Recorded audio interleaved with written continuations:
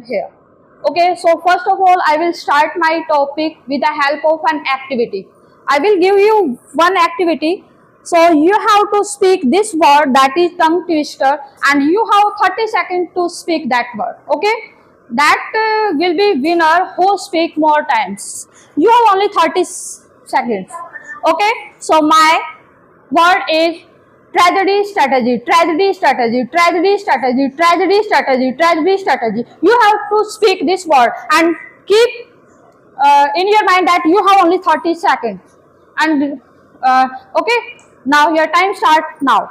1, 2, 3, 4, 5, 6, 7, 8, 9, 10, 11, 12, 13, 14, 15, 16, 17, 18, 20, 13, 21, 22, 23, 24, 25, 26, 27. Stop.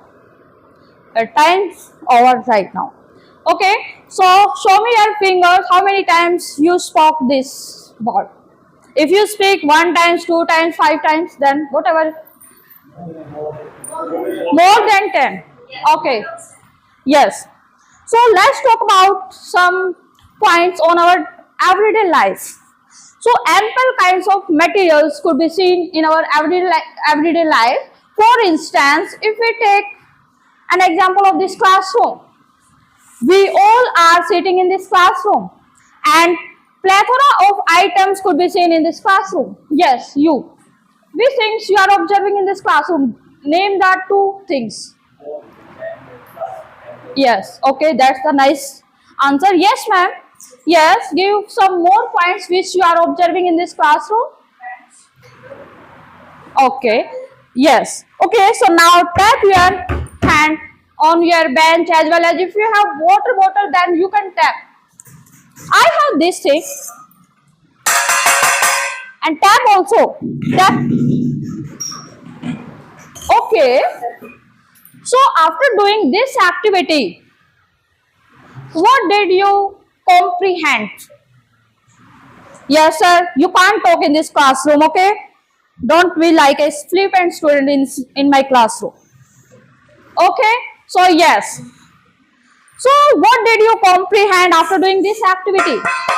We observed that some substance produce sound. On the other hand, I have this box. So, this produce sound, but no more than like this object.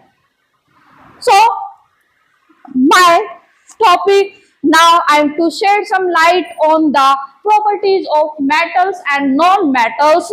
There are plethora of items which are made up of some metals and some materials are made up of non-metals. So now I would like to teach the topic properties of metals and non-metals. Okay, so firstly we will discuss about the physical properties of the metals. Okay, so first physical property of the metals is,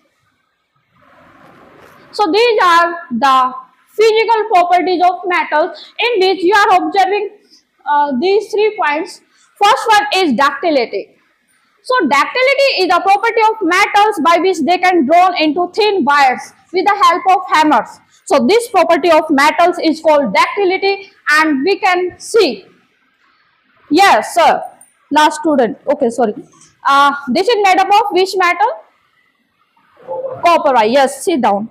Have a splendid answer. Okay, so that means this property of metals is called ductility. Okay, so that they can convert into thin wires. Okay, so next is malleability. What is this? Yes, sir, what is this? Aluminium foil. And when we use this aluminium foil? To wrap the food. So this is made up of aluminium. So metals can convert into thin sheets by beating with hammer. So this property of metals is called malleability. So this aluminium is made up of aluminium. This foil is made up of aluminium. So which property is used in this? Yes, Hariam sir. Malleability. Okay, that a matching answer. Okay, so now third is luster. You are observing kinds of things. Out of them, this is one substance I have in my hand, and this is also. So, do you observe any kind of luster in this substance? Yes. So that means we can say that metals have shining surface. Okay. So this property of metals is called luster. So metals have luster. Do you agree with this point? Yes, sir. Okay. So next slide is physical properties of non-metals. Okay. So non-metals don't show these types of properties like metals. Nevertheless, some properties of non-metals is that first property of non-metal is that brittleness. What is the word? Brittleness. Yes. What is the color of this substance? We can say that this is yellow in color. So this is sulfur. What is this? Sulfur. Okay. So this is when we strike the hard substance.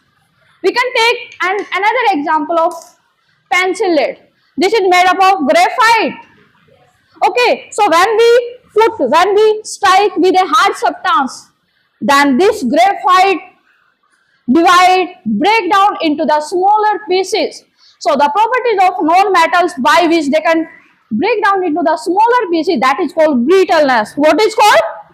Brittleness. Okay. And softness. Next property is that softness. So we all know that this graphite break down easily, but we can't break down this metal with softly. Okay. So metals are hard in nature as compared to non-metals are soft in nature. Have you got it crystal clear? Yes. Okay, don't sit idle, okay? Yes, metals and non-metals. So next property is that chemical properties of metals. Do you know what is mean by the chemical properties of non-metals? Leena ma'am? Okay, so it means that what happens when we keep metal in